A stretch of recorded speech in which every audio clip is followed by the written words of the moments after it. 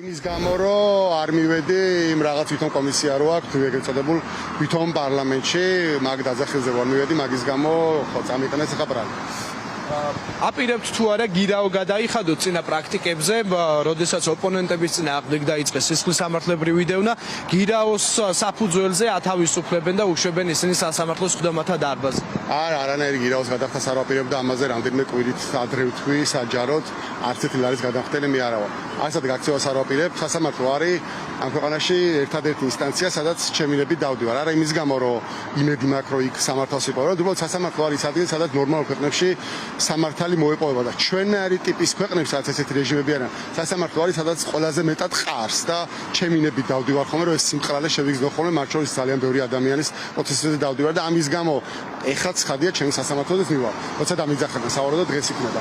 მასალები რაც გადმომცეს ჩემი WhatsApp-ში ჩატის სამონაწერები არის, სადაც მე მესიჯებიან რომ დაბარებული ვარ და მე ვეუბნები რომ არ მოვალ და არის ჩემი Facebook პოსტები, სადაც რამდენჯერმე დავწერე ვაითქო ყალეებოთქო, ეს არის გადიდებული 80-იანი ფონტითა აქვს და ეს დევს საქმის მასალებში და ამას აგზავნიან ახლა სასამართლოში. ზურამ არის იმის ალბათობა რომ შესაძლოა საზღვრის კვეთის უფლება აგიკრძალონ და პასპორტი ჩამოგართვან და ვიცით რომ თქვენ საერთაშორისო ვიზიტებში დადიხართ ხშირად, მათ შორის რამდენიმე დღის წინ იმყოფებოდით, ასევე გაქვთ თუ არა ეს მოლოდინი?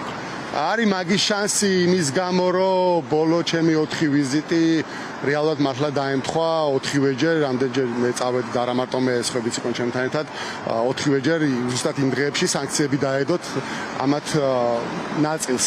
ხო და ამის გამო შევფიქრობდნენ რომ რაღაცას იქშევი, მაგრამ არ არის პრობლემა 21 საუკუნეა, რავი Zoom-ი არსებობს და ვიდეო კოლები არსებობს და კომუნიკაციას იმ ადამიანებთან, ვინც ჩვენი მეგობრები არიან დასავლეთში, მაინც მოვახერხებ რამენაერად.